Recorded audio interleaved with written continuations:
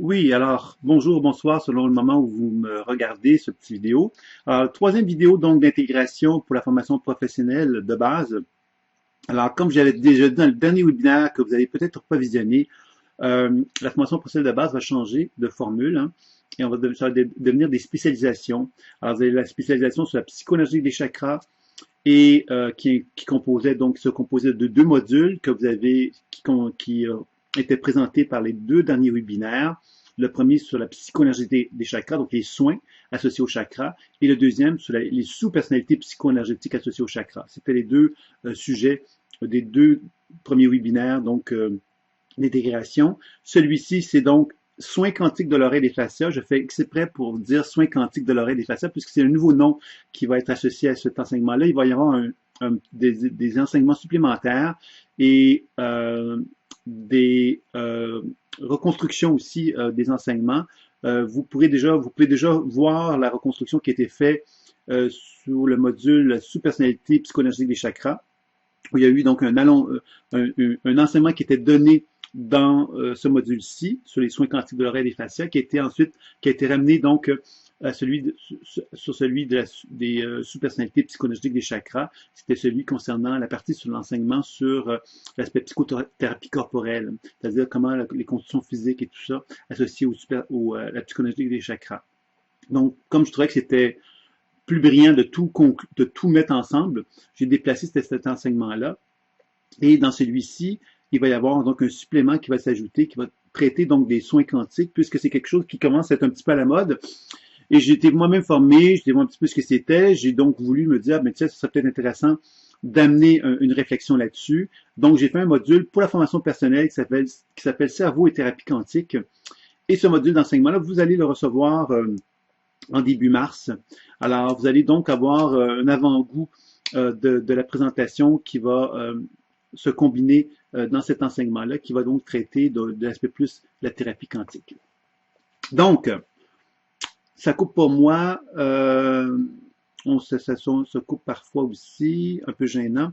Je sais que hier, ça s'est passé un peu de la même façon, puis ça s'est résolu après, c'est-à-dire que avec le temps, on est devenu capable de pouvoir faire le webinaire sans problème, indépendamment de des coupures de son qu'il pouvait avoir au début.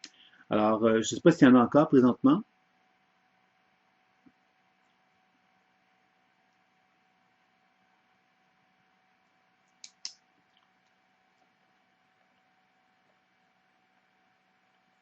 Donc, j'ai pas de réponse. On va continuer. S'il y a quelque chose, bien, vous me le ferez savoir. Donc, il y avait une série de soins dans le module qui nous intéresse, donc de ce webinaire-ci, qui nous propose donc la présentation des grands soins associés aux guérisseurs. Donc, il y avait plusieurs techniques qu'on avait vues dans ce module-là, qui avaient pour objectif donc de nous amener à nous introduire aux grands soins, à quelque part, qu'on retrouve chez les guérisseurs. Alors, il y en a donc une série de soins qui étaient proposés. Évidemment, ça ne voulait pas exhaustif parce qu'évidemment, on aurait pu passer beaucoup de temps là-dessus.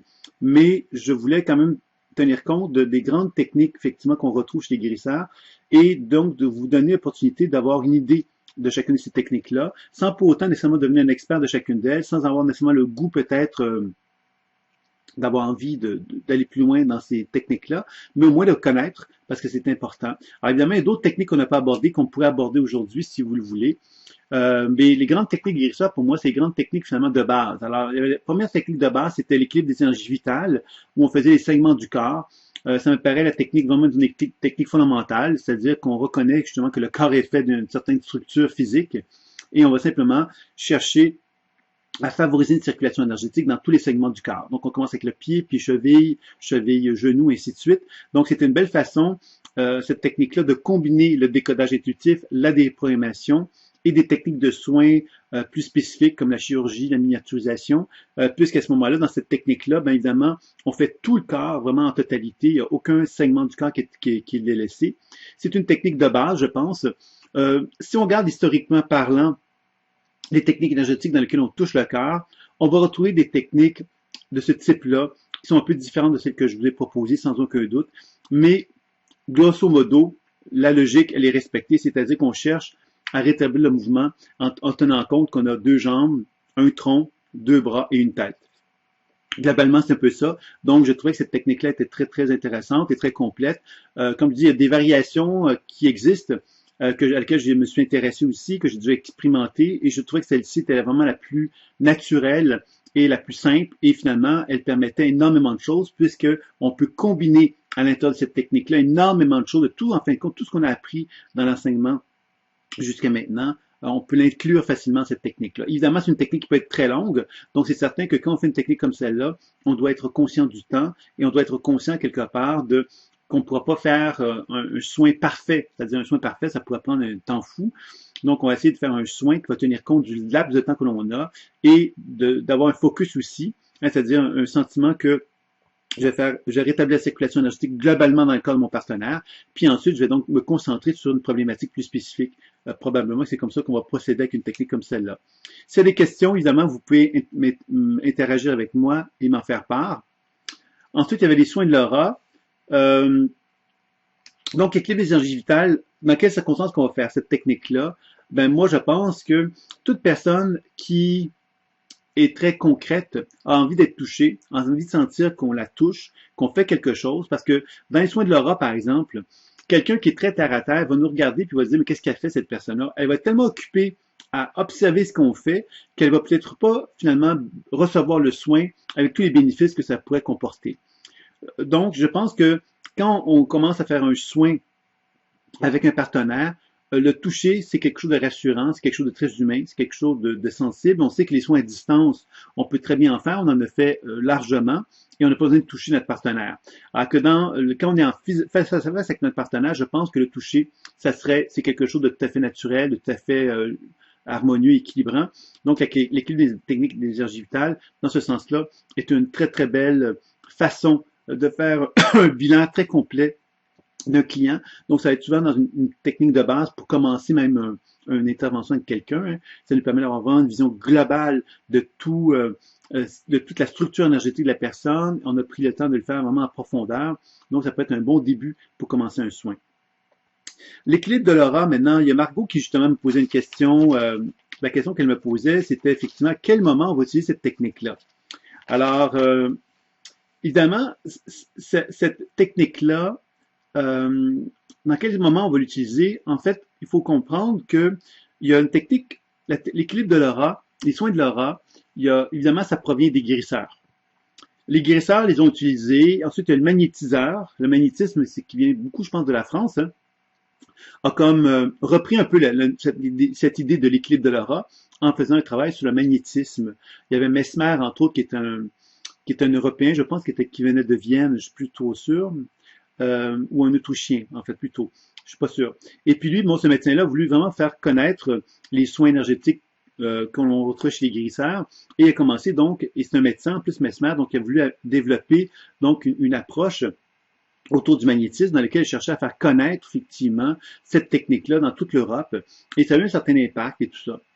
Et puis, ce que je voulais vous dire par là, c'est que cette technique-là, les soins de l'aura, ça a été repris plus récemment par une infirmière qui s'appelait Dolores Krieger, qui est une infirmière qui s'est donc intéressée à des guérisseurs, qui s'est intéressée à ce que les guérisseurs pouvaient faire. Et en tant qu'infirmière, elle s'est dit de quelle façon que ces soins-là pourraient être utilisés dans le milieu hospitalier. C'est une très bonne question qu'elle s'est posée et c'est une très belle réflexion. Et elle s'est dit, mais tiens, il serait possible de développer une approche. Elle a eu l'intelligence de trouver un terme qui pourrait passer assez bien dans le milieu médical. Elle a appelé ça le toucher thérapeutique. Et elle a repris essentiellement les mêmes techniques que l'on retrouve chez les guérisseurs, sauf qu'elle a simplement cherché à le structurer d'une façon plus étapiste, pourrait-on dire, moins intuitif, avec une étape 1, une étape 2, et ainsi de suite, pour permettre donc d'amener les infirmières à pratiquer ces soins-là sur des patients. Alors, ça m'amène à la réponse de ta question, Marguerite, parce que cette infirmière-là, elle s'est dit dans quelles circonstances qu'on peut vraiment amener un soin de l'aura chez des patients dans un milieu hospitalier. Dans un milieu hospitalier, il y a plusieurs raisons pourquoi le soin de l'aura devient intéressant. Un, on ne touche pas le corps.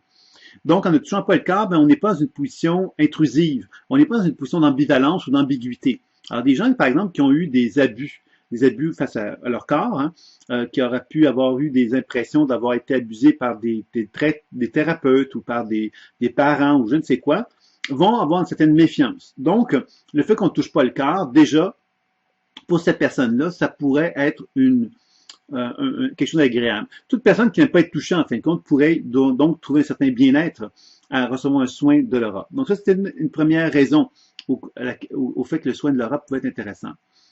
Le deuxième aspect qui peut être très intéressant, c'est chez certaines personnes qui, par exemple, ils viennent d'être opérés. Dans les hôpitaux, hein, c'était quelqu'un qui vient d'avoir une opération, ben quelque part, on peut pas la toucher si librement que ça.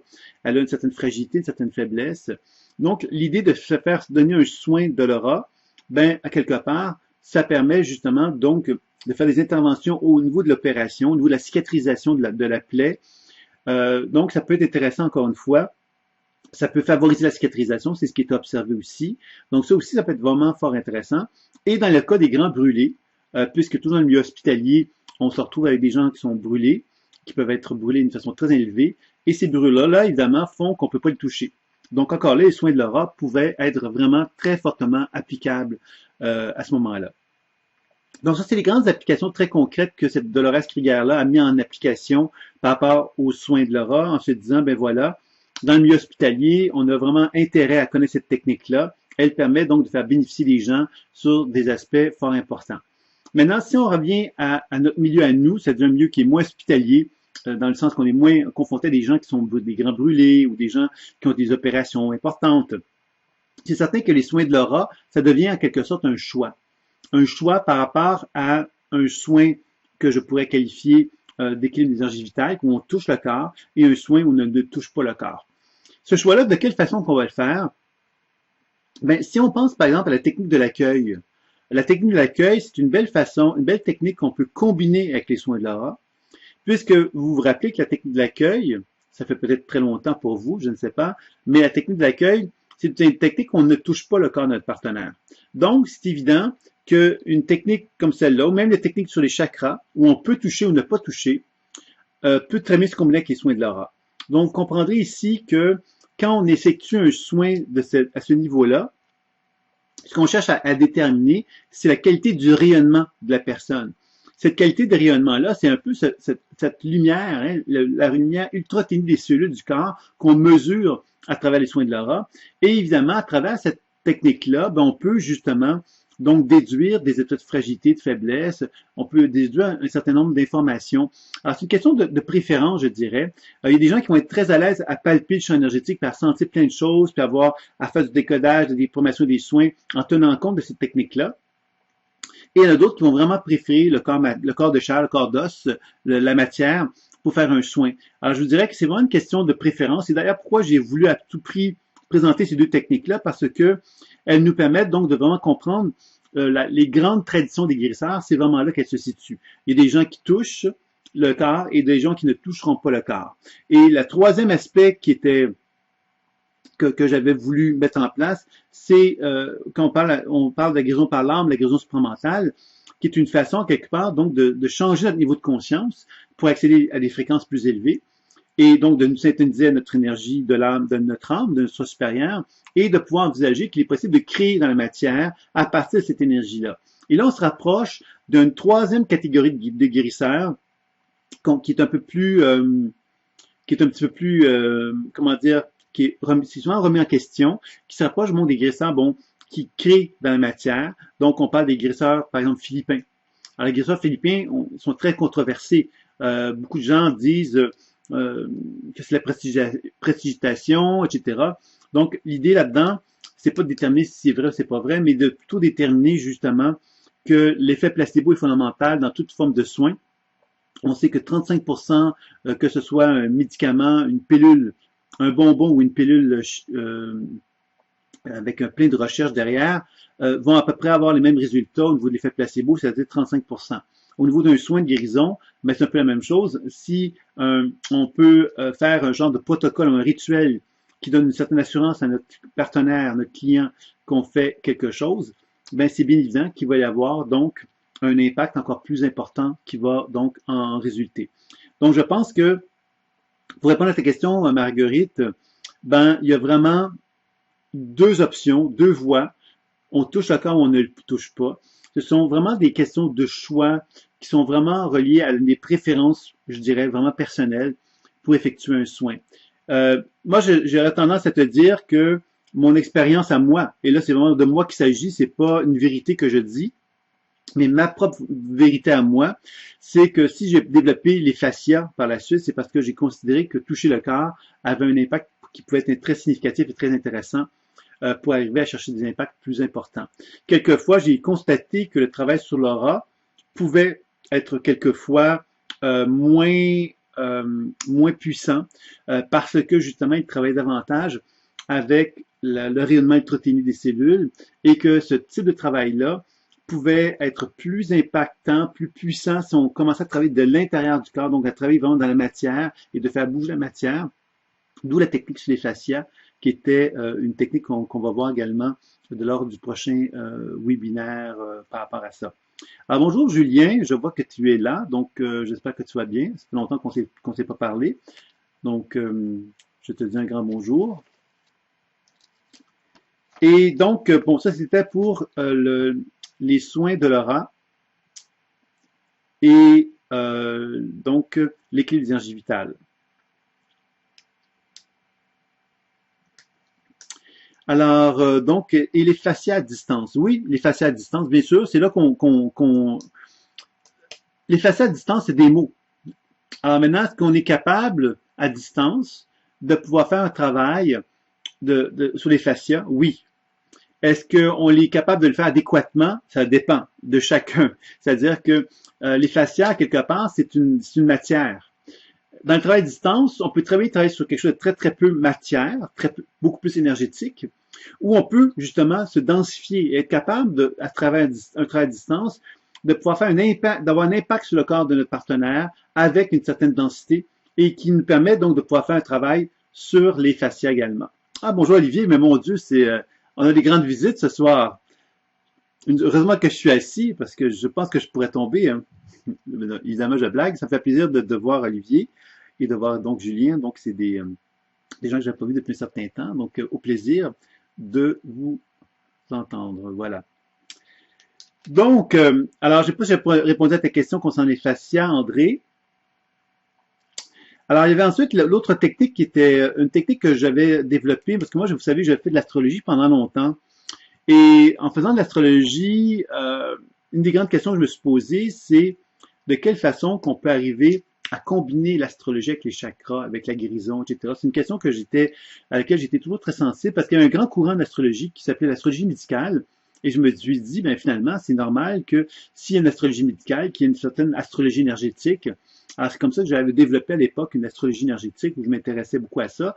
Et pour septembre prochain, et peut-être un petit peu avant, normalement, ça va être un petit peu avant, il va y avoir des projets dont j'avais peut-être déjà parlé, un jeu de cartes sur les chakras, sur les 49 types associés aux chakras, un jeu de cartes qui favorise le développement de l'intuition. Il y aura également un livre sur les biorhythmes qui va donc s'inspirer justement d'un travail de l'astrologie avec la numérologie et avec l'intuition. Alors, c'est un projet qui va vous permettre de pouvoir arriver justement à être capable donc de vraiment combiner les deux. L'aspect chakra, mais l'aspect aussi donc faire des thèmes astrales, en fin de compte, mais basé sur les chakras. Donc, aucune astrologie classique comme telle, ça va être vraiment basé sur la typologie également que vous connaissez déjà aussi. Il y aura donc des grilles également, puis une typologie. Donc, ça va être plusieurs produits qui vont venir comme ça en septembre. Et l'équilibre des courants est une technique qui était un peu comme l'origine de ça. Je me suis dit, on dit en tradition ayurvédique 5 courants. Alors, toi, tu parles, André, d'astrologie en acupuncture. C'est déjà un peu différent. Parce que l'astrologie en acupuncture, c'est un autre système qui est complètement différent de l'astrologie occidentale ou l'astrologie qui est utilisée en Inde, par exemple. Alors, c'est vraiment des systèmes complètement différents. On parle d'une astrologie très intéressante aussi. Mon ex-compagne avait beaucoup étudié l'astrologie en acupuncture. C'est très intéressant.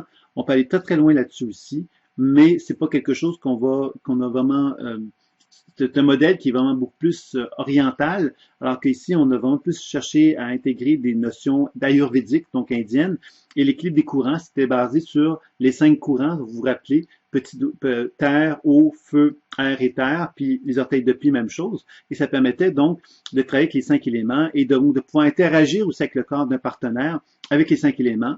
Donc, on peut envoyer de l'eau dans le corps de notre partenaire et évaluer de quelle façon que notre partenaire répondait à l'eau, qui nous permettait de déterminer la qualité des liquides biologiques dans son corps. Margot, qui m'a envoyé des petites questions à la toute dernière minute, et que j'ai eu la chance à la toute dernière minute de les inscrire sur mon petit cahier, me disait justement que la déprogrammation des éléments lui avait bien plu. Alors évidemment, il y a effectivement un petit volet sur la déprogrammation des éléments qui nous permettait de comprendre que qu'on pouvait utiliser la déprogrammation avec les éléments, c'est-à-dire que je pouvais déterminer quel était l'élément qui allait le mieux répondre à notre partenaire. Par exemple, ça peut être de la terre, de l'eau, du feu, de l'air et de l'éther. Donc, c'est quand même quelque chose qui peut être intéressant. Et cette technique-là, l'équilibre des courants ou des éléments, ce qui est intéressant avec elle, c'est justement cette capacité d'interaction. C'est-à-dire que quand j'envoie de la terre, je sais que je travaille sur la structure osseuse, la matière, finalement. Ça me permet de voir comment le corps de mon partenaire réagit à cette vibration-là. Ça me permet d'évaluer donc sa structure osseuse, la structure dense de sa personne. Quand j'envoie de l'eau, ça me permet d'évaluer justement sa capacité, la capacité la qualité de ses liquides. Quand j'envoie du feu, ça me permet de voir son métabolisme. Ça me permet quelque part de voir son métabolisme digestif, de voir son métabolisme énergétique aussi, qui est fondamental dans la santé. Hein, si j'ai un bon potentiel de feu en moi, j'ai une bonne vitalité, une bonne énergie, et j'aurais tendance donc à être plus dans la négantropie à ce moment-là. Si je travaille avec l'air, bien évidemment, l'air, c'est le système nerveux, mais c'est aussi la respiration, les poumons, les échanges métaboliques aussi dans le corps. Et l'éther, c'est ma relation davantage avec ce qu'on pourrait appeler donc l'ouverture vers la spiritualité et cette capacité que j'ai de recevoir la lumière donc cosmique et de l'intégrer dans mon propre corps. Donc, on voit qu'à travers cette façon de fonctionner, ça nous permet donc d'une part de nous ouvrir à une autre réalité de notre partenaire, de pouvoir donc interagir avec lui, de pouvoir évaluer quelque part où se localisent les perturbations dans les courants et de pouvoir travailler avec lui pour justement favoriser cet équilibre-là. Donc, c'est une technique que moi j'aime beaucoup. C'est pour ça que j'avais donc installé dans les modules d'enseignement. Je dis que j'aime beaucoup, mais elle a été très peu enseignée en fin de compte, cette technique-là, parce qu'il y avait toujours un manque de temps dans l'enseignement et on allait vraiment vers l'essentiel. Et souvent, c'est une technique que je mettais un peu de côté, qui était peu enseignée. Mais j'ai trouvé qu'elle était très intéressante. Et quand je l'ai enseignée, les gens ont toujours beaucoup aimé. Donc, ça me paraissait être normal de l'inscrire dans l'enseignement qui vous est proposé dans cette leçon-là. Et ensuite, évidemment, on avait vu donc la guérison par l'âme et la guérison supramentale. C'est deux grandes techniques, effectivement, qui sont un petit peu plus, on va y revenir à ça dans les modules personnels. C'est-à-dire que vous allez avoir un module, vous l'avez déjà eu, ce module-là, à bien y penser, l'alignement supérieur et déprogrammation par les guides. Alors, c'est des modules personnels que vous avez expérimentés, peut-être. Comme j'ai déjà dit dans un webinaire récent, la formation professionnelle, elle se compose de 4 modules. Elle ne se compose pas de 12 modules ou de 14 modules, d'accord? Donc, c'est 4 modules. La formation professionnelle se limitait donc à 4 modules. Et ensuite, il y avait donc le stage. Puis après ça, il y avait une supervision. J'ai très peu de retours sur les supervisions. Mais, ceci dit, c'est ça. Parce que Marguerite me disait, ah oui, mais tu sais, la formation, peut-être que les gens sont un peu plus démotivés parce que la formation est beaucoup plus longue que prévu. C'est pas tout à fait vrai. La formation professionnelle, c'était 4 modules d'enseignement vidéo, un stage, plus la supervision. Alors, je pense que ce qui est arrivé, c'est que la supervision, il y a eu un manque d'encadrement. C'est pourquoi j'ai mis en place ces 4 petites soirées-là, pour peut-être justement essayer de compenser ça. J'en avais parlé avec André, d'ailleurs, qui m'avait dit que ça aurait été bien, effectivement, de faire un genre de petit truc pour finaliser la chose. Alors, je me suis dit, tiens, on pourrait essayer de lancer quelque chose comme ça pour cette occasion-là, permettre donc de répondre aux questions que vous pouvez avoir sur la pratique et peut-être faciliter aussi la possibilité d'envisager comment vous pourriez finaliser la supervision associée donc au programme de formation. Donc, c'était ça. Alors, guérison par l'âme et guérison supramentale, ce sont donc des enseignements que j'ai choisi de mettre là parce que dans les soins de guérison, je trouvais ça, je constate que c'est des techniques qui sont quand même importantes.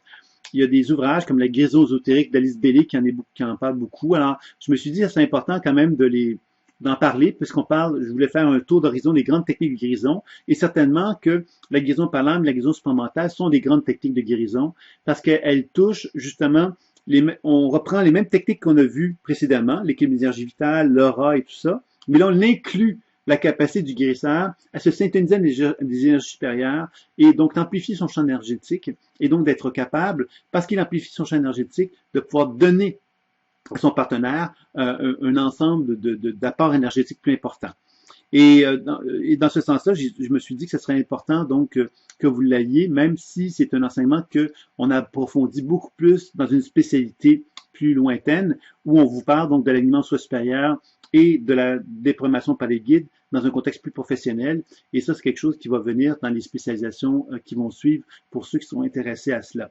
Donc, la guérison par l'âme était donc simplement une augmentation de la conscience, une augmentation du niveau de conscience et du niveau vibratoire de l'être humain pour être capable justement de se syntoniser à un sentiment d'unité avec le grand tout, ce qui implique donc une expérience spirituelle, une expérience d'unité dans laquelle on apprend justement à augmenter nos vibrations et être de moins en moins connectés avec des fréquences émotionnelles de basse qualité, pourrait-on dire. Alors, basse qualité n'implique pas que c'est négatif, hein, ça implique simplement que ce sont des énergies qu'on a de la difficulté qui ne sont pas dans un état unitaire. L'état unitaire, c'est l'état spirituel qui nous relie à la source en quelque sorte.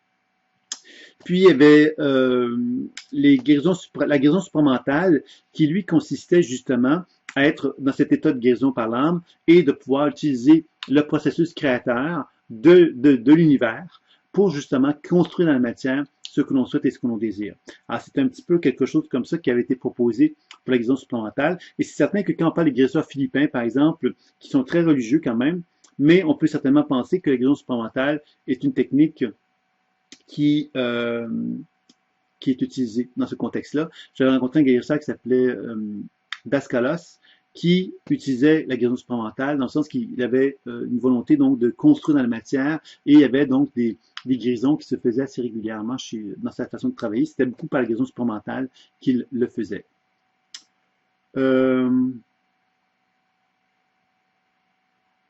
Julien qui me dit Sylvia, on s'embrouille entre les modules et les niveaux et ça donne l'impression que le contenu n'est pas reçu au complet.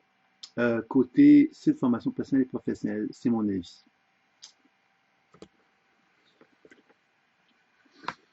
En fait, Julien, soyons clairs. Ouvre tes deux oreilles. La formation professionnelle, elle s'arrête après 4 modules d'enseignement. Le 4e module, c'est les fascias. C'est pour ça que j'ai fait faire des soirées d'intégration pour refaire un petit peu comme une synthèse des 4 modules d'enseignement. À partir du moment qu'on a fait le stage de 5 jours, la formation était terminée au niveau du contenu de l'information associée à la formation professionnelle de base. Tout ce qui venait après était des surplus. Ces surplus-là étaient des cadeaux, étaient des bonus, et vous pouviez y porter de l'intérêt ou pas porter de l'intérêt, mais c'était simplement donc orienté sur un volet personnel également. Tout va changer par contre, Julien. Je suis conscient que ça pouvait créer la confusion et j'ai bien vu, à force d'en vouloir en donner trop, peut-être que ça a effectivement créé une situation de confusion peut-être aussi. Ok, c'est l'architecture du site qui te donne cette vision. Ben ça, tu pourrais m'en parler un peu plus de ça parce que je suis intéressé. Mais je suis d'accord avec toi, j'ai des problèmes. Je suis en train de changer de webmaster justement pour cette raison-là parce que bon, il y a des problèmes quelque part au niveau de l'organisation de la présentation du site et même des mails qui sont envoyés. Moi, j'ai fait des tentatives de faire des changements qui ont mal été compris par non, webmaster, puis qui a fait que finalement, j'utilise pas les choses qui ont été faites, que j'ai payé pour. Alors, je trouve que c'est pas fameux, mais donc, il va y avoir des changements là-dessus, Julien. C'est que l'organigramme de la formation va changer, c'est-à-dire que il va y avoir 5 spécialisations qui vont être proposées plutôt qu'une formation professionnelle de base et une formation professionnelle avancée. Donc, la formation professionnelle de base n'existera plus, en fait. C'est 2 spécialisations que vous avez faites, en fin de compte. Alors, ça change pas grand-chose pour vous parce que vous avez donc acquis 2 spécialisations. Les spécialisations, finalement, c'est sur la psychoénergie des chakras et les soins quantiques de l'oreille et des fascias. Ça, c'est les spécialisations que vous avez effectuées. Ensuite, il y aura des spécialisations qui vont venir par la suite. Et dans chacune de ces spécialisations-là, il y aura donc des un volet personnel et professionnel qui vont s'ajouter, ce qui veut donc dire que les bonus que vous allez recevoir pour chacune des spécialisations vont être beaucoup plus réduits. Vous allez peut-être avoir 2 bonus par spécialisation. Ce qui veut donc dire que les 3 spécialisations que vous n'avez pas fait, c'est déprogrammation de la mémoire cellulaire, alignement supérieur des programmations par les guides et multiconscience thérapie et accompagnement thérapeutique. Ça, c'est les spécialisations que vous n'avez pas fait, mais vous avez fait un volet personnel dans plusieurs de ces modules-là. Donc, ce qui veut faire que quand on va lancer ces enseignements-là, vous allez être informé et vous bénéficierez d'une 50% de réduction sur le prix qui va être demandé pour chacune des spécialisations. Mais oui, on se recontactera, Julien, pour regarder effectivement quelque chose à ce sujet-là, parce qu'effectivement, il y aurait quelque chose qui serait à faire. L'autre chose que je voulais donc vous ajouter par rapport à ce webinaire-là, si vous avez des questions sur ce que je viens de vous dire, vous me le faites savoir. Marguerite qui nous dit, on se sent plus relié à la verticalité, donc plus de confiance dans le soin, avec la guérison par l'âme et supramentale, je crois, ce que tu veux dire, Marguerite. Tant mieux, tant mieux. Et ça peut encore aller plus loin dans les enseignements supplémentaires qui vont venir par la suite, d'aller un peu plus loin cette confiance-là. Là, maintenant, je vous ai dit soins quantiques de l'oreille des fascias. Ça veut dire quoi? Ça veut donc dire qu'il y a un volet quantique qui existe déjà, par exemple, par les fascias, par rapport je pense que les fascias en parlaient un peu de cette notion de quantique-là. Mais j'ai pensé effectivement vous parler d'intégrer dans cette leçon-là un volet sur le quantique dans lequel on parle de la méthode des 2 points que vous connaissez peut-être. Alors, et d'autres techniques, hein, parce que c'est un courant actuellement. On voit que le quantique est proposé comme une nouvelle vision de soins. Alors, j'ai donc fait un volet. Et vous allez recevoir donc le volet personnel de ça le prochain mois, donc en début mars. Vous allez recevoir le module qui s'appelle Cerveau et thérapie quantique. Alors, c'est un module que je pense qui va vous intéresser pour la simple raison qu'il vous propose des applications qui sont toutes simples et qui pourraient se combiner parfaitement avec le module qu'on vient de voir ensemble. Dans lequel on reconnaît justement qu'il est possible de faire émerger des potentiels virtuels à la conscience. Alors, c'est pas étranger à tout ce qu'on a fait. Dans ce sens-là, j'ai voulu vous en parler parce que je me suis dit qu'il y a des éléments intéressants là-dedans, puis je pense que c'est important que vous soyez au courant de ce qui se passe aussi autour de vous pour comprendre, connaître un peu. C'est sûr que le décodage intuitif, la déformation, les soins font de vous, je pense en tout cas, vous avez des outils qui sont vraiment exceptionnels, qui vous permettent de faire énormément de choses. Et c'est certain que les grandes modes actuellement sont d'inclure certains concepts quantiques dans des applications de soins. Alors, c'est ça que j'ai voulu faire avec ce petit module-là, qui vous explique un petit peu de quelle façon que le cerveau on peut favoriser la transformation en développant un protocole avec le cerveau. J'avais présenté une conférence d'ailleurs qui s'appelait Cerveau, Intuition et thérapie quantique, qui était un peu la présentation sommaire, pourrait-on dire, du module. Et là, le module va finalement être plus complet. Vous avez une vingtaine de vidéos là-dessus. Donc, si ça vous intéresse, ça sera quelque chose qui pourrait compléter le module d'enseignement qui vous est proposé présentement. Alors, donc, les soins quantiques, bien évidemment, grossièrement, on ne se rapproche de la guérison par l'âme ou on se rapproche de la guérison supplémentale. L'idée, quelque part, c'est simplement de se syntoniser avec l'univers quantique et de reconnaître que dans cet univers quantique, tout est possible, que tous les potentiels sont accessibles, toutes les possibles sont accessibles et à quelque part, par des protocoles très simples, on peut faciliter ça. Alors moi, j'ai essayé de vous faire de vous proposer un protocole dans lequel on intégrait le décodage, la déformation et les soins pour simplement vous faire valoir un peu de quelle façon que ça pourrait être utilisé. Alors si ça vous intéresse, c'est quelque chose qui pourrait donc être intéressant à proposer comme approfondissement par rapport au module qu'on avait vu ensemble. Est-ce que vous avez des questions maintenant sur l'ensemble de ce qui a été vu par rapport à ça? Il y a Marguerite qui m'a posé d'autres questions que j'ai pas encore répondu. Je t'ai pas oublié. Je constate que j'ai répondu à des programmations des éléments. Pourquoi les soins de l'aura? Je pense que j'ai répondu à ça. Il me restait 2 autres questions que tu m'avais posées, Marguerite. Alors, si il y a des questions, n'hésitez pas à me le faire savoir. Ce que je vais ajouter, donc, la question que Marguerite me posait, même si elle concerne les fascias, je vais y répondre. Elle me dit que la dynamisation psychoénergétique des fascias était plus difficile pour elle à appliquer parce que elle semblait me dire que toucher le corps d'un partenaire la gênait un peu plus. Alors, André me faisait part justement qu'on pouvait faire des soins à distance sur les fascias, bien sûr. Donc, ça peut être une solution, Marguerite, d'apprendre à bien développer cette sensibilité à distance par rapport aux fascias, par rapport au corps physique, et par rapport aux soins diagnostiques qu'on fait sur un corps physique et les soins de l'aura. Ça, c'est intéressant parce que ça permet vraiment de développer une dextérité à distance qui nous permet de vraiment bien comprendre les trois qualités de soins. Et on peut évidemment, en plus, identifier le soin qui se distingue, par exemple, la guérison par l'âme, la guérison supramentale, à distance aussi, qui aussi va nous mettre dans un autre relief, une autre vision du soin également. Donc, vous voyez qu'il y a quelque chose qui peut très bien s'enrichir dans ce regard-là dont je vous parle. Donc, ça serait une solution. L'autre solution, bien évidemment, c'est que quand on touche le corps avec les fascias, on peut le faire en combinant avec d'autres soins. Donc, tu n'es pas obligé de faire un soin sur les fascias complètement, Marguerite. On peut combiner ça avec l'énergie vitale. On peut faire plein de combinaisons qui font que on peut toucher le corps, mais juste un petit peu, pas quand pour qu'on se sente pas trop gêné justement par rapport à la technique de soins. Donc ça serait une autre façon aussi de procéder par rapport à ça. Mais je te dirais que l'idée, ça serait sans doute de le faire avec quelqu'un qui tu te sens à l'aise et de vraiment le toucher, mais vraiment à fond, pour vraiment te permettre de comprendre en quoi cette technique-là peut être utile. Parce que tant et longtemps que tu n'auras pas compris l'utilité de la technique, tu vas rester un peu dans une certaine gêne parce que tu vas être plus prise par la gêne que prise par l'effet ou l'intérêt de la technique. Et je pense que c'est important que les fascias soient capables de dépasser le fait qu'on touche le corps d'une personne pour vraiment prendre conscience que ce qu'on touche, c'est la vie. Et que c'est pas un corps, c'est pas un corps sexué qu'on touche même, c'est vraiment la vie. Évidemment, on va pas toucher n'importe quelle région vivante du corps de la personne avec laquelle on fait un soin, ça je vous l'accorde, mais on va reconnaître que la vie est omniprésente chez cet être humain-là et que la main qu'on pose sur son corps, ben c'est effectivement un moyen pour nous d'aller justement redonner vie à ce corps-là. Donc je pense que ça peut être intéressant de l'expérimenter certainement par rapport à ça. L'autre question que Marguerite m'a posée, c'est une bonne question. C'est qu'est-ce qu'on fait avec un endroit chargé? Qu'est-ce qu'on fait après un soin? Alors, je crois vous avoir déjà parlé, après un soin, en tant que soignant, qu'est-ce que vous pouvez faire?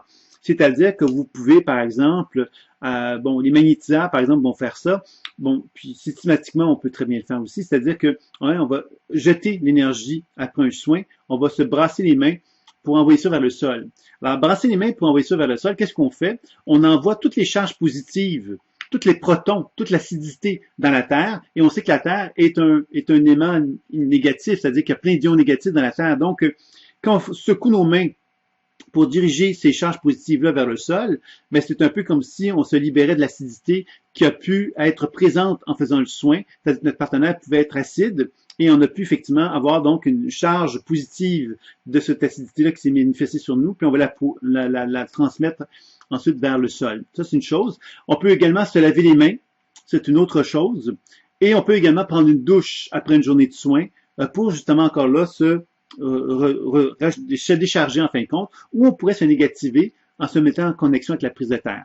Alors, vous voyez, ça, c'est toutes des choses qu'on peut faire, nous, avec nous-mêmes.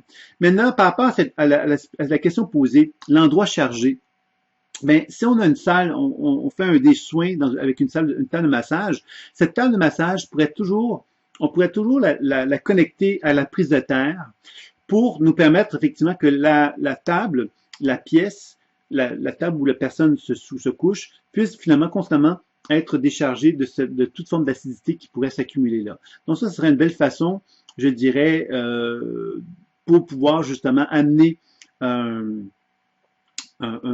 soin de base pour dégager la pièce. Maintenant, la question que tu m'as posée, qui m'a interpellé, Margot, c'est que tu m'as dit, j'ai une personne qui est particulièrement sensible aux lieux chargés. Alors ça, c'est intéressant parce que cette personne qui est sensible aux lieux chargés maintenant, pourquoi elle l'est-elle? Alors c'est là que ça t'amène, toi, aussi à poser un regard sur cette personne-là. Parce que une personne qui est sensible à des endroits chargés, c'est peut-être parce qu'elle-même est très chargée. Alors, c'est ça qui peut être intéressant. Je pense entre autres aux gens qui ont énormément de sensibilité aux champs électromagnétiques, aux ordinateurs, par exemple, qui ne sont pas capables de travailler avec les ordinateurs. Souvent, quand on les branche à la prise de terre, ces gens-là, c'est-à-dire qu'on va leur permettre de décharger leur acidité, ils vont être capables de faire face à des ordinateurs. Alors, c'est tout ça pour se dire justement qu'il y a aussi cet aspect-là qu'il faut regarder. On a toujours tendance à pointer du doigt quelque chose. Ah, c'est l'endroit chargé, c'est un endroit chargé, c'est pour ça que je me sens pas bien. Alors que finalement, il y a moi aussi qui se sent pas bien parce que le lieu est chargé, mais pourquoi je me sens pas bien? J'ai peut-être aussi quelque chose à regarder au fond de moi-même. Alors ça aussi, ça serait quelque chose à regarder, je dirais, par rapport à cet espace-là également. Donc, je ne sais pas si j'ai répondu à tes questions, Marguerite. Je crois avoir répondu à toutes tes questions maintenant. Je ne sais pas s'il y a d'autres gens d'autres personnes qui auraient des questions ou des réflexions sur l'ensemble de ce qui a été vu dans cette présentation-là, synthétique du module, mais aussi l'objectif était vraiment de chercher à rétablir un pont avec vous tous et de voir qu'est-ce qui peut être fait pour relancer la machine si vous avez un intérêt, ou en tout cas répondre à des questions que vous pouvez avoir sur différents sujets, puisque je suis là pour ça, pour l'occasion.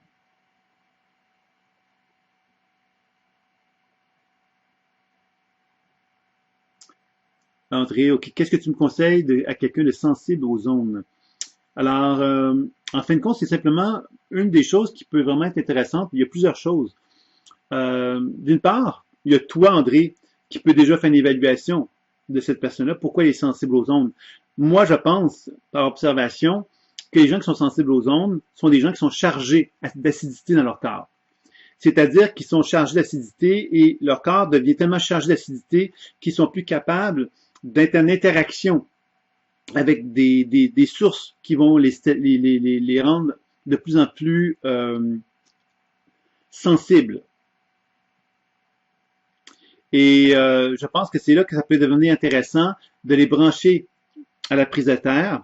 Ça peut être un élément intéressant. Les bandes de cuivre sont d'autres éléments quelque part qui peuvent les aider, puis ça va amplifier leur champ énergétique.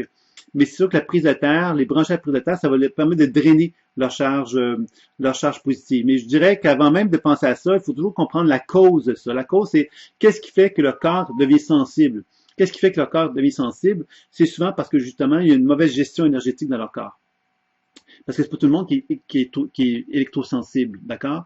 Donc, il faut comprendre effectivement qu'il y a des causes associées à ça et de chercher justement à travailler dessus peut être une façon intéressante de jeter un coup d'œil par rapport à ça.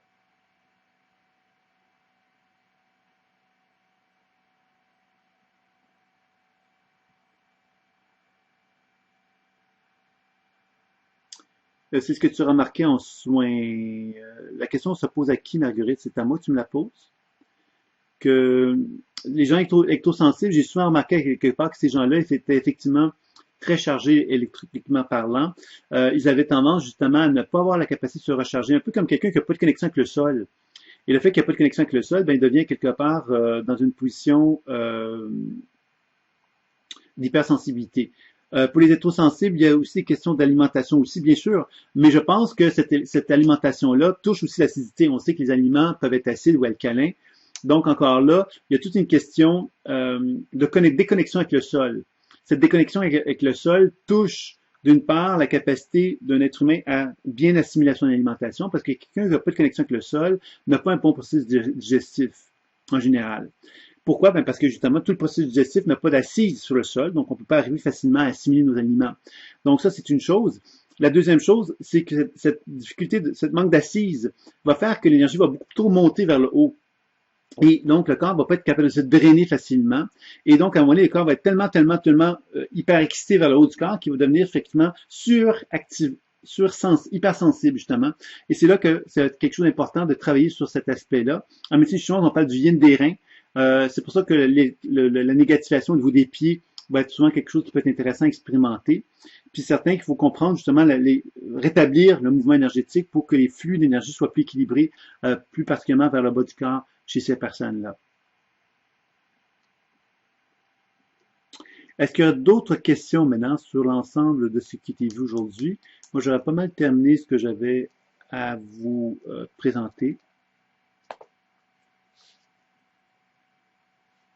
Donc, les techniques, vous n'avez pas de problème comme tel. Chacune des techniques de soins que je vous ai proposées, vous les avez expérimentées, vous n'avez pas de difficultés par rapport à ça. Vous n'avez pas rencontré de problèmes non plus.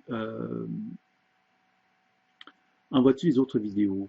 Oui, en mars, c'est en début mars, je vais vous envoyer Cerveau et thérapie quantique, qui est le 13e module d'enseignement que je vous envoie. 13e, quand je dis 13e, c'est 13e dans le contexte de la formation personnelle. Donc, vous avez peut-être reçu même un petit peu plus, vous. Mais dans le volet personnel, vous allez avoir le 13e module qui va vous être envoyé, qui s'appelle Cerveau et thérapie quantique. Non, le 12e, excusez-moi, le 12e. Le dernier que vous avez reçu, c'est alimentation intuitive. Là, vous allez avoir cerveau et thérapie quantique. Ensuite, vous allez recevoir un module dont j'aimerais parler avec Julien d'ailleurs de ça. C'est un module qui va être équilibre de lieu et de soi. Donc, ça va être un travail qui va être intéressant à ce niveau-là. Envoie-tu les autres vidéos? Et vidéo des webconférences, je sais que tu as parlé de l'épigénétique déjà. Oui, effectivement, ça a été dans le webinaire d'intégration 1, 2, en fin de compte, voyons. Webinaire d'intégration des modules, je pense que tu les as sur YouTube, hein, tu peux aller les visionner, André. Je pense que c'était le premier de la série, donc le premier webinaire d'intégration. Il y a aussi le webinaire d'intégration 2 que vous avez accès actuellement, qui est un petit peu plus long que prévu, parce que j'ai des problèmes techniques, j'arrivais pas, une partie que j'arrivais pas à récupérer, donc je l'ai refaite en fait. Et le webinaire d'intégration 3, qui est celui de ce soir. Donc, tu vas les retrouver, oui, je te les avais envoyés par, je vous les ai envoyés par mail, mais vous pouvez les retrouver sur YouTube dans le canal Sylvain Bélanger. Cet aspect-là. Et j'avais effectivement parlé de l'épigénétique déjà. Bon, évidemment, ce qu'on conserve, ben, je pense que j'avais parlé assez longuement de cette réponse-là que tu avais, de ces questionnements-là que tu avais, André. Et je pense que c'est dans le webinaire numéro 1 que ça a été fait. Oui, je vous ai envoyé ça à Marguerite. Je vais l'envoyer ce matin, il me semble. Malheureusement, ça a pris du temps, mais vous pouvez le visionner également sur le canal de YouTube. Il est là actuellement. C'est webinaire d'intégration 2, 1 et 2, parce que donc partie 1, partie 2, c'était fait en deux parties. La deuxième partie, j'ai pas pu la récupérer, donc j'en ai fait une petite synthèse très courte pour que vous puissiez avoir l'ensemble de ce qui a été fait lors de ce webinaire-là. Où je réponds à tes questions d'ailleurs, Marguerite, sur l'alimentation intuitive et sur les remèdes thérapeutiques également dans ce webinaire-là également. Et après, donc, le cerveau, intuition et thérapie quantique qui font partie donc des bonus que vous recevez. Vous allez avoir un bonus qui va s'appeler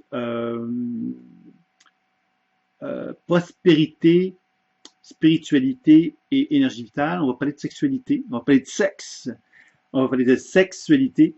J'ai pensé que c'était un sujet qui était intéressant et qui n'était pas abordé jusqu'à maintenant dans l'enseignement, donc j'ai pensé que ce serait intéressant de l'aborder. La prospérité, donc toute cette notion de prospérité qui touche pas juste l'aspect financier, mais d'une façon plus large, et la spiritualité, donc toutes les notions d'éveil, d'essayer d'aborder les sujets de l'éveil d'une façon plus systématique dans cet enseignement-là. Donc je pense que ça va être un module qui va être apprécié. Et le dernier, non, ça c'était la prospérité, c'est vraiment le dernier module qui aura lieu donc à ce moment-là. As-tu déjà envoyé les deux qu'on a loupés? Oui, oui, tout à fait, Marguerite. Tout est envoyé par mail, mais comme je te dis, tu peux les revoir par YouTube, ça. Sur le canal Sylvain Bélanger, vous allez les retrouver. Vous allez voir webinaire d'intégration 1, webinaire d'intégration 2, et et vous allez avoir accès à ce moment-là à l'enseignement qui a été proposé dans les deux. Oui, par mail, ça a été envoyé, André. Vous les avez pas reçus? Ça a été envoyé ce matin pour le webinaire d'intégration numéro 2, mais le webinaire d'intégration numéro 1 avait été envoyé il y a plusieurs jours. J'admets effectivement que ça, c'est quelque chose à laquelle je dois réfléchir. C'est la gestion des mails est difficile. Moi-même, j'en reçois des millions, donc c'est évident que c'est pas une chose facile. Donc, essayer de trouver une façon de bien distinguer des mails à d'autres. Donc, les mails qui s'adressent à vous en tant qu'étudiant, les mails qui s'adressent au grand public pour éviter les confusions. C'est quelque chose que je dois trouver une solution pour peut-être permettre une meilleure communication par Internet. Là, ça, c'est quelque chose qui va être vu.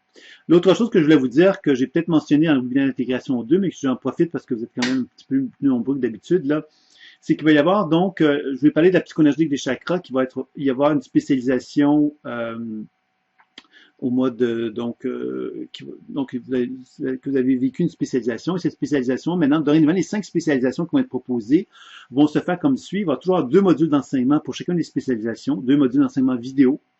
Il y aura toujours à ce moment-là un stage de 3 jours qui vont suivre les 2 modules d'enseignement, et il y aura des bonus. Il y aura toujours à peu près 2 bonus qui vont vous être offerts à l'intérieur des spécialisations. Là, ça, c'est la nouvelle structure de formation. Et il y a donc une supervision pour chacune des spécialisations. Donc, pour chacune des spécialisations, une supervision qui vont vous permettre donc de pouvoir, à la fin, recevoir une attestation comme quoi vous avez fait compléter la spécialisation.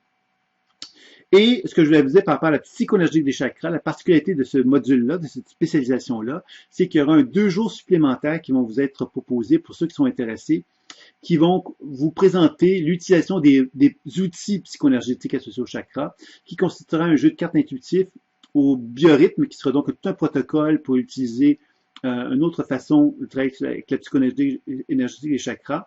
Et un troisième qui sera les grilles d'évaluation et de typologie, un approfondissement de la psychoénergie des chakras qui va vous être proposé. Et tout ça va vous donner accès, vous, ceux qui font les 2 jours de formation supplémentaire, vont permettre à ce que vous deveniez, si vous êtes intéressé, des revendeurs de ces produits-là, mais aussi des enseignants. C'est-à-dire que vous allez pouvoir enseigner à l'aide de ces produits-là comment utiliser les jeux de cartes, comment utiliser les biorhythmes, etc. Donc, ça va devenir effectivement un peu comme des moyens pour vous de vous faire connaître à travers les outils qui ont été développés, que vous puissiez donc devenir des représentants de l'école. Alors, c'est un peu ça l'idée qui va être de base par rapport à ça. Julien me dit, ça arrive souvent de perdre des mails, je sais bien, je le vois moi-même, je perds souvent des mails aussi, donc il y a un problème face à l'Internet, il y a beaucoup trop de mails actuellement qui viennent de toutes parts et de tous côtés, donc trouver une façon pour mettre quelque chose serait intéressant. Mailchimp est une solution, mais ça dépend de ton volume d'envoi pour tes mailings en masse. Ouais, Mailchimp, ça pourrait effectivement être une solution, je le note. Il faudrait que je vois un petit peu par rapport à ça. Pour essayer de trouver une façon de rendre ça peut-être plus facile, mais aussi de présenter aussi les mails d'une façon plus spécifique. C'est quelque chose que je compte faire également pour rendre ça plus accessible aussi. Voilà. Il y a peut-être un module que je n'ai pas donc parlé qui va peut-être qui s'appelle Équilibre des lieux et de soi. Ça, c'est un autre module que vous allez recevoir qui va être le 13e module. Le 4e, ça va être prospérité, énergie de vie et spiritualité. Mais l'avant-dernier module sera énergie, équilibre des lieux et de soi, dans lequel on va chercher justement à développer le remote viewing. Je ne sais pas si vous connaissez ce que c'est, mais c'est un développement de l'intuition dans lequel on apprend justement à voyager dans des lieux. Par exemple, moi, j'ai un enfant qui est disparu, je vais aller voir où est-ce qu'il est. Donc, il y a tout un protocole associé à ça. Et le remote viewing permet aussi de faire des évaluations des lieux. Donc, on va parler un petit peu de géobiologie. Et je sais que Julien est un expert de ça, donc je n'ai pas la prétention d'être un expert de la géobiologie, mais davantage de présenter de quelle façon qu'on va pouvoir justement intégrer le développement des habiletés intuitives dans l'équilibre des lieux et de soi. Donc, il y aura toute une série d'enseignements qui vont être se complémentarisés les uns avec les autres pour ce module-là, qui va présenter l'habileté justement à développer un mieux-être par rapport à son lieu terrestre, donc son habitation, et par rapport à soi-même aussi, au niveau des vêtements, etc. Voilà. Remote viewing, c'est ça que tu parles, là? Je pense que c'est ça, donc je vais l'écrire, celui-là. C'est une technique qui est utilisée par aux États-Unis, entre autres, il y a des scientifiques qui ont travaillé là-dessus. Pas des scientifiques, mais même au niveau de la police. Hein, par exemple, quand des enfants se faisaient enlever, ben, ils ont eu quelquefois accès à des gens qui étaient spécialisés à faire ce genre d'approche-là, de définir où l'enfant pouvait se retrouver, puis de quelle façon qu'on pouvait, quel était où est-ce qu'il se situait sur la carte, dans quel genre de lieu, etc. Donc, c'est toute une technique. Et je vais vous présenter donc une partie de cet enseignement-là pour vous donner, vous faire vraiment connaître un peu toutes les vues et les approches intuitives qui peuvent exister. Donc, à la fin de la formation personnelle, que vous allez avoir les nombreux cadeaux que vous avez eus de bonus, mais ça va vous donner quand même une excellente vue d'ensemble de toutes les applications du travail. Oui, c'est différent de la télépathie, André. La télépathie, c'est une façon de communiquer avec la pensée d'un individu. Et la télépathie, ça a plusieurs niveaux aussi, la télépathie. Il y a des gens qui vont parler de télépathie avec l'âme ou avec le soi supérieur. Il y en a d'autres qui vont parler de télépathie simplement de lire les pensées de quelqu'un, d'une façon très anecdotique aussi. Donc, tu vois, il y a plusieurs degrés dans la télépathie. Le remote viewing, c'est vraiment une approche dans laquelle on cherche à localiser quelqu'un, par exemple, de disparu. Tu vois, pour donner un exemple très concret. Ou un chien, j'ai perdu mon chien, je veux savoir où ce qu'il est, ou dans quel secteur je dois chercher. Vous voyez, tu vois, c'est vraiment de l'apprentissage, vraiment dans la matière, dans lequel on cherche avec des cartes géographiques de définir le lieu, de définir dans quel genre de bâtiment qui pourrait se retrouver la personne disparue, etc. Donc, c'est des choses comme ça qui peuvent être faites. Alors, c'est un enseignement avec un protocole, finalement, qui est un peu différent du processus intuitif à lequel on est habitué, parce que nous, notre démarche, elle est beaucoup plus de l'ordre du subtil. On va travailler avec les énergies dissociées, etc. Donc, on est moins confronté à cette dimension terrestre. Alors, ça nous rapproche aussi de la géobiologie, en le sens que les gens qui trouvent de l'eau Donc, ça aussi, ça fait partie un peu de ça, hein, c'est-à-dire d'apprendre à se rendre sensible à ce qui existe dans la matière, dans le monde terrestre, et d'apprendre justement à reconnaître les éléments qui se trouvent dedans. Alors, c'est un peu ça le sens de ce module-là qui vous sera présenté également, qui viendra, lui, sans doute en avril ou en avril, c'est ça, ouais, exactement. Et en mai, ça sera donc le dernier module qui viendra pour la suite. Moi, j'utilise encore le pendule, mais plus ça va, plus je réagis en fonction de mes frissons et intuitions. Ouais, mais c'est ça, c'est que le pendule, c'est un prolongement, en fin de compte, de cette perception qui se passe à l'intérieur de soi. Donc, avec le temps, bien inévitablement, on peut devenir de plus en plus capable de se connecter avec ce qui se passe en soi, sans avoir besoin du pendule.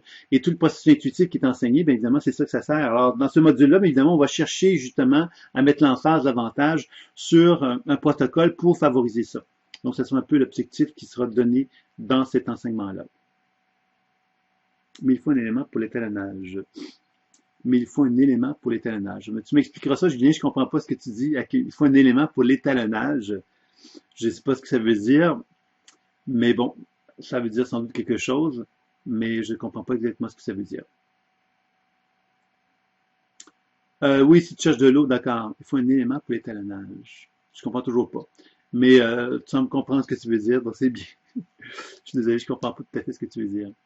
Je pense que tu veux dire que tu as besoin d'un support, peut-être. C'est ça que ça veut dire, un support. Ah, oui, mais tu vois, le pendule, par exemple, je comprends pas ce que tu veux dire, il faut connaître la bonne fréquence avec les outils pour ressentir, et puis ressentir, parce que la bonne fréquence, c'est que ton pendule, lui, tu vas l'utiliser sans avoir de moyen de définir la fréquence, ou tu vas utiliser un appareil pour déterminer la fréquence et ensuite ton pendule. C'est ça que je comprends pas, Julien, à ce niveau-là.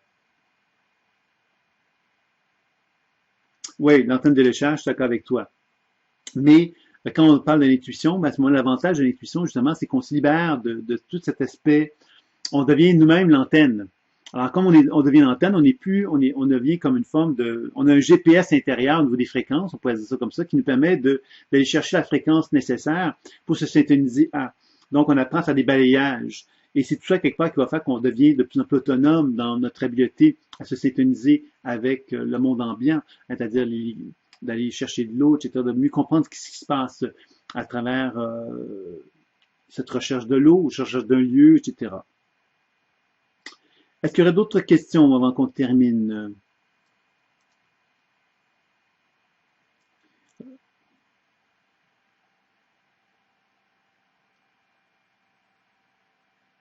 Effectivement, Julien qui me dit que ça devient technique, mais pour pouvoir se syntoniser, il est obligatoire de l'avoir expérimenté. C'est bien évident quelque part et je te dirais que cette question-là que tu poses, Julien, elle s'applique à tout. Si on parle de l'intuition, depuis le début de la formation que vous avez fait, pour être capable de vous syntoniser à quelque chose, il a fallu que vous l'expérimentiez. C'est-à-dire que vous aviez un système de représentation en vous qui se développe. Si je vous dis on va communiquer avec des mémoires d'autres vies, mais il faut que vous soyez capable de vous syntoniser avec l'idée qu'il est possible de communiquer avec des mémoires d'autres vies. Tout être humain est capable de le faire. Qu'est-ce qui fait qu'on n'est pas capable de le faire systématiquement? C'est qu'on n'est pas capable de se représenter ce mode de fonctionnement-là. Qu'est-ce qui fait aujourd'hui qu'il y a un nouveau monde qui est en train de prendre forme, comme on dit souvent? C'est qu'on est en train de concevoir que ce qui nous apparaissait comme ésotérique ou pas sérieux, comme spirituel, qui était même perçu très souvent comme négatif, la physique quantique est en train de nous dire, oui, c'est vrai. Alors là, on est en train de changer notre paradigme. Et le fait qu'on change notre paradigme nous amène à changer notre vision du monde. Et ce changement de vision du monde nous amène au niveau de notre cerveau, puis au niveau de notre représentation de la réalité, de comprendre que cette réalité-là est beaucoup plus large et beaucoup plus vaste que celle qu'on a pu imaginer jusqu'à maintenant. Alors, je pense que c'est là quelque part que ça devient fort intéressant de découvrir ça. Puis c'est là qu'on comprend quelque part que tout le processus intuitif va élargir d'une façon collective dans l'humanité parce que les modèles scientifiques sont en train de nous donner accès à une réalité qui n'était pas compréhensible avant. Et là, on y accède, c'est-à-dire que tout le monde reconnaît quelque part cette réalité-là parce que tout le monde reconnaît que le modèle de la physique quantique est en train effectivement de prendre forme et de démontrer scientifiquement une réalité quelque part qui existe. Donc, on est en train de vraiment changer notre regard du monde par rapport à ça. Et je pense que ça devient fort intéressant. Et c'est là qu'évidemment, cette notion de se synthétiser, il faut l'avoir expérimenté, mais je pense que de plus en plus, on est dans un mode de fonctionnement où cette expérimentation-là, elle devient de plus en plus naturelle parce que notre modèle de fonctionnement qui était très fermé avant, notre cerveau était très fermé, on avait la conviction qu'on était un corps de chair et d'os, et là on est en train vraiment de se rendre compte que ce corps de chair et d'os-là n'est pas de la chair et de l'os, mais évidemment une vibration qui a des échanges et des états de communication et d'échange avec d'autres êtres humains qu'on ne pouvait pas imaginer avant. Donc, je pense qu'on est en train de vraiment bouleverser le monde actuellement, doucement de cette façon-là. Et certainement que le nouveau monde, qui est en train de prendre forme, c'est celui-là quelque part, on est en train de réaliser qu'on est tous reliés d'une façon réelle. Et je viens de faire une conférence là-dessus pour ceux que ça intéresserait, qui s'appelle les 3 clés pour accéder au nouveau monde. Et vous avez accès à ça sur le YouTube également. Si vous êtes intéressé, allez jeter un coup d'œil au canal Sylvain Bélanger. Vous allez retrouver tous ces enseignements-là si ça vous intéresse, bien évidemment. Il y avait également une conférence que j'avais faite sur les 5 dynamiques relationnelles. Ça pourrait être intéressant aussi pour vous. Vous avez accès également sur YouTube pour aller chercher de l'information à ce sujet-là. Donc voilà, est-ce qu'il y aurait d'autres questions avant de terminer?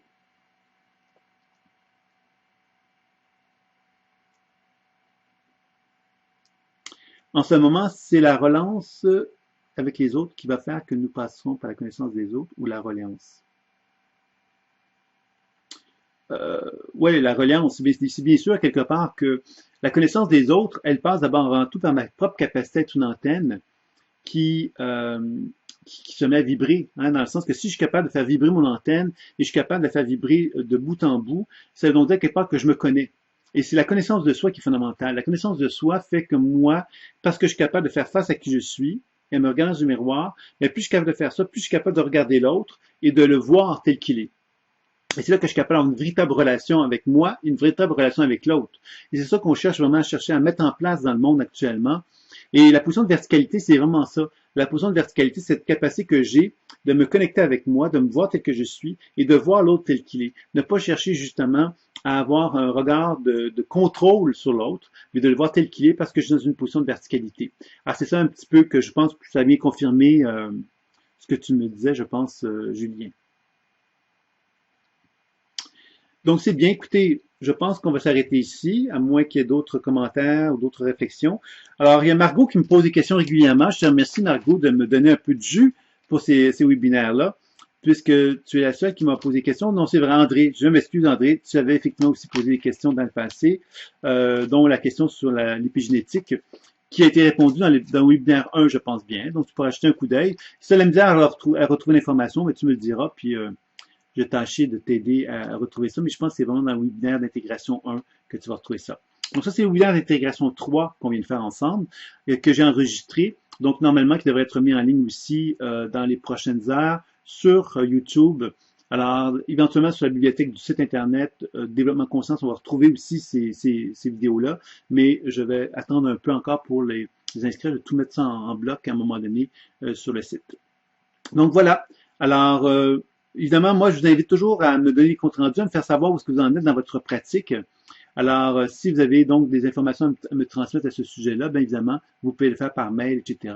J'ai reçu des nouvelles de Nathalie récemment, qui vous salue au passage, qui semble être très occupée, mais à bien aller, et qui semble pratiquer encore quand même avec des gens qui font du Reiki plus particulièrement. C'est plus facile pour elle présentement de le faire, mais elle avance bien, elle progresse bien, elle est assez contente de son cheminement.